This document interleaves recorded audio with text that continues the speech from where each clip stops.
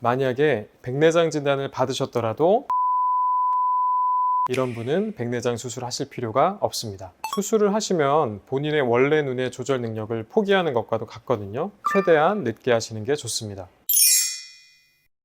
안녕하세요. 안과 전문의 임성웅입니다. 저도 이제 진료실에서 체감하는 것이지만 이제 백내장 수술을 결정하는 나이가 이전보다는 많이 낮아졌습니다. 여전히 백내장 수술을 하는 연령대는 60대 후반에서 70이 넘는 분들이 많지만 눈에 띄게 50대 분들의 백내장 수술이 많아졌어요. 10년 전만 하더라도 아무래도 이제 백내장 수술을 고려하고 오시는 분들이 나이도 많으시고 머리도 희끗희끗하신 분들이 많았는데 최근에는 정말 눈에 띄게 젊은 분들이 병원에 내원하고 계십니다. 국내 보험 심사평가원 통계에 따르면 최근 5년 사이에 4에서 50대 백내장 수술 환자가 27만 명에서 33만 명으로 27%나 증가하였습니다. 실제로도 백내장 수술 환자의 평균 연령도 60대 후반에서 60대 초반으로 많이 낮아졌으며 최근에는 시력 교정의 목적으로 백내장 수술을 선택하는 분들이 늘어나는 추세입니다. 아무래도 병원도 많아지고 또 환자분들께서도 적극적으로 안과 검진을 하시기에 백내장이 초기에 발견되는 경우가 많아졌습니다. 그리고 현대인들이 고혈당이나 저단백식이라는 식습관이나 아니면 자외선, 흡연, 스테로이드 사용 등과 더불어서 생활 습관이 바뀌고 아무래도 핸드폰이나 모니터 등을 많이 보는 사람들이 많아졌기 때문에 근시도 많아졌어요. 그래서 이런 것들이 백내장의 유병률을 높이고 있는 것 같습니다. 또한 20년 전 초창기 레이저 굴절 수술, 즉 라식이나 라섹을 받았던 분들의 나이가 이제 50대가 넘어가고 있습니다. 안경 없이 생활하는 걸 선호하고 또 익숙한 분들이기에 백내장 수술을 이른 연령에 선택하는 경향이 있는 것 같습니다. 아무래도 이제 수술을 한 다음에 안경 없이 먼 거나 가까운 걸 볼 수 있었는데 이제는 다시 돋보기를 써야 하니까 굉장히 불편하시겠죠? 그리고 일부 병원에 과도한 수술 권유도 빼놓을 수 없는 이유인 듯 합니다. 그런데 이렇게 백내장 수술을 일찍 받으면 생기는 문제가 있습니다. 첫 번째는 불필요한 수술 위험을 감수해야 되는 것입니다. 백내장은 시력이 조금 흐려지더라도 생활에 큰 지장이 없으면 당장 수술하지 않아도 됩니다. 그런데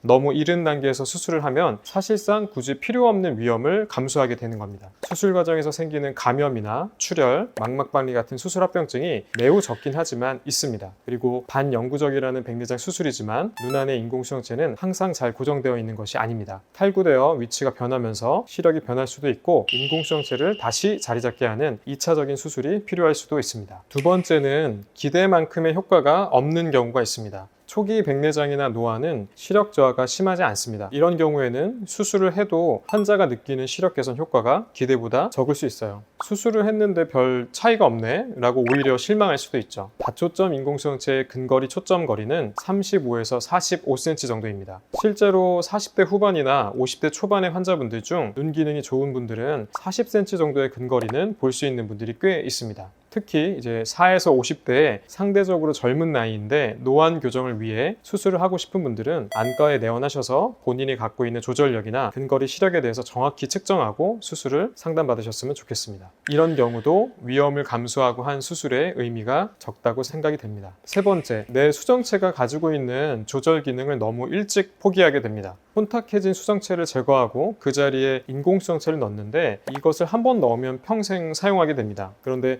너무 이른 나이에 수술을 하게 되면 원래 가지고 있는 우리 눈의 수정체가 가지는 조절력을 완전히 포기하게 되는 셈이에요. 아무리 인공수정체가 좋아졌다 하더라도 원래 수정체의 그런 정밀한 조절 기능을 대체하기는 어렵습니다. 네 번째는 수술 후에도 나이가 들면서 내 눈의 상태나 시력이 변할 수 있습니다. 이 인공수정체는 한번 넣고 나면 반영구적으로 사용해야 되기 때문에 만약에 나이가 들어서 시력의 변화가 생기더라도 유연하게 조절하기가 어렵습니다. 특히 이제 젊은 연령대에서 수술을 하시는 분들이 나이가 들어서 생활 패턴이 바뀌거나 눈의 요구가 달라졌을 때 불편함을 느끼실 수 있어요.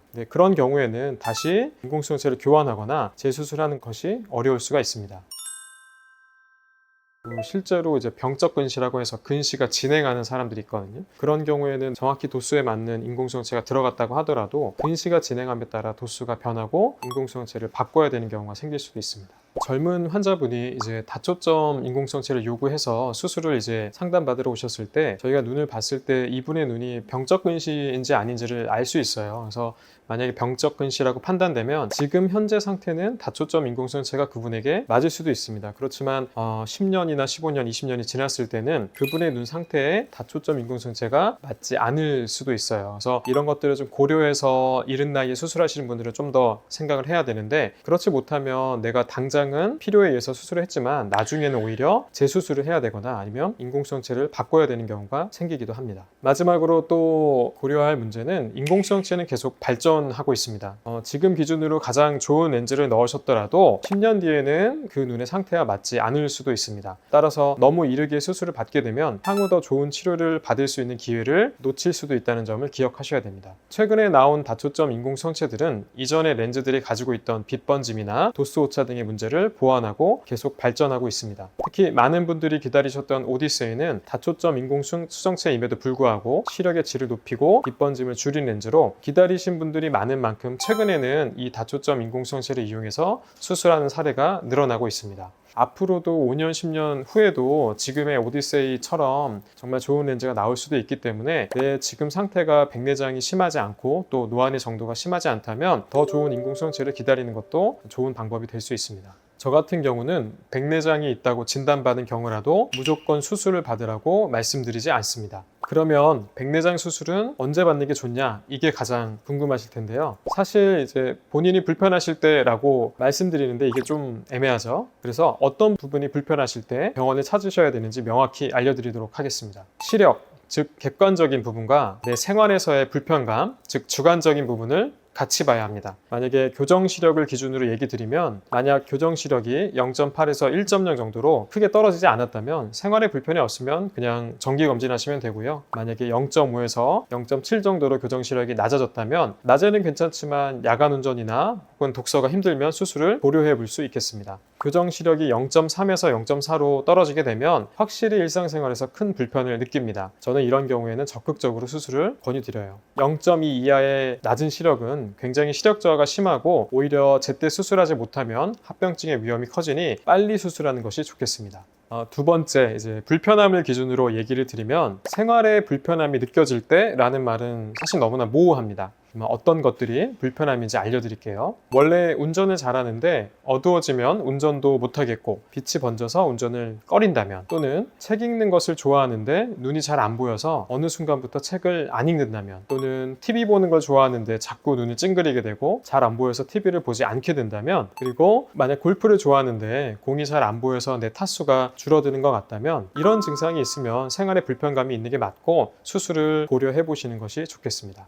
이건 정말 중요한 얘기인데, 계단을 내려오는데 시력 저하 때문에 자꾸 발을 헛디디게 된다는 분들이 간혹 있어요. 그래서 이런 경우는 정말 일상생활뿐만 아니라 내가 다칠 수도 있고 잘 안 보여서 큰 사고를 당할 수도 있으니, 이런 경우에는 꼭 안과에 내원하셔서 시력을 검사하고 수술을 고려해 보셨으면 좋겠습니다. 정리를 해보면, 백내장 수술은 시력이 얼마 밑으로 떨어졌다고 기계적으로 결정하는 수술이 아닙니다. 생활에 불편함이 얼마나 있느냐가 가장 큰 기준입니다. 너무 빨리 할 필요도 없지만 너무 늦게 하면 수술이 어려워지고 합병증이 생길 수 있으니 시력 불편함이 시작될 때는 수술을 고려해 보세요.